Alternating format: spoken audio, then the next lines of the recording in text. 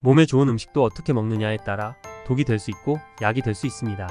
종종 생으로 먹는 게 좋다는 말을 여기저기서 들어보셨을 겁니다.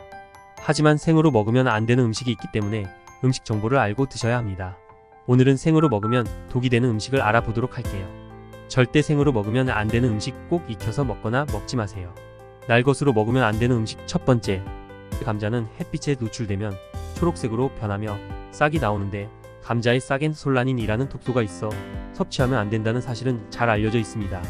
그러나 초록색으로 변한 감자는 섭취해도 된다고 여기는 사람이 많은데 초록색 감자 역시 솔라닌 함량이 높아졌다는 뜻이므로 절대 드시면 안 됩니다.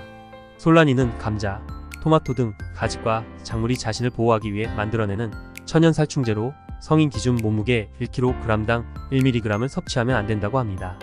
감자 100g엔 약 7mg의 솔라닌이 들어있는데 알레르기에 민감한 사람이라면 20mg 이상만 섭취해도 호흡 곤란, 두통, 폭통 등을 겪을 수 있습니다. 솔라닌은 삶아도 소용없으므로 초록색으로 변한 것은 버리고 어두운 곳에 보관하여야 하며 멀쩡한 감자도 생으로 드셔도 안 된다고 합니다.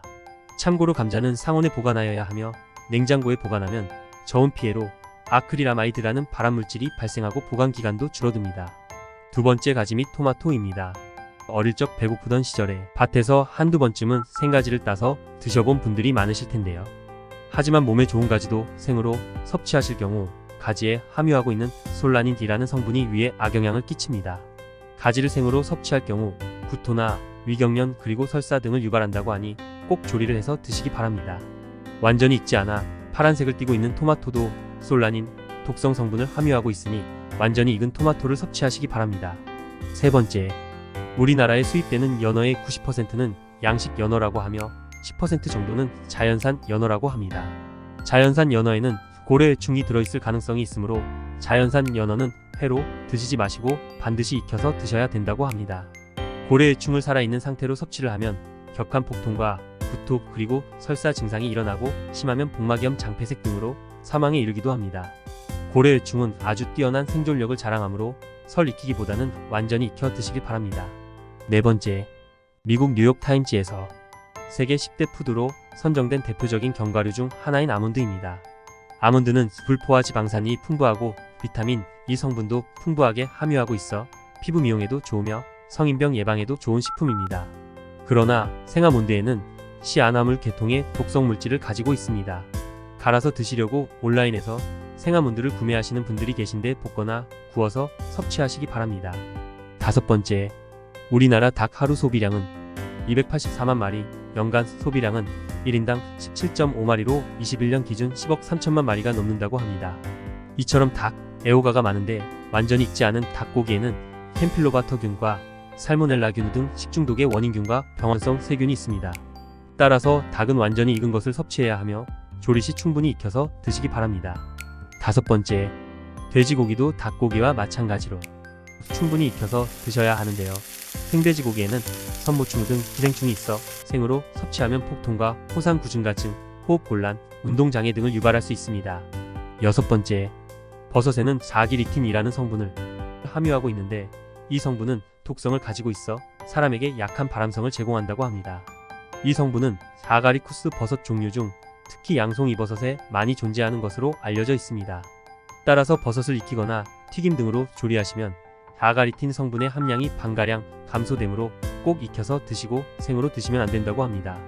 일곱 번째, 도심 도로변 주변에 가로수로 은행나무가 많아 노랗게 물들면 보기에도 좋은데 나무 밑에는 은행이 떨어져 심한 냄새로 인하여 눈살을 찌푸리게 하는데요.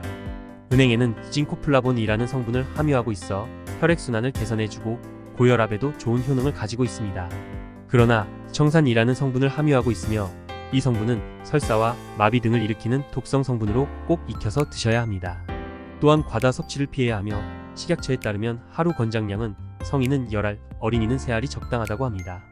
여덟 번째, 고사리에는 발암성 트테르펜 배당체라고 하는 성분을 함유하고 있는데 이 성분은 비타민 B과 단백질을 파괴하는 발암물질을 함유하고 있습니다. 고사리를 잘 못 드시게 되면 시력 저하와 위암 발병률을 상승시키는 것으로 알려져 있습니다.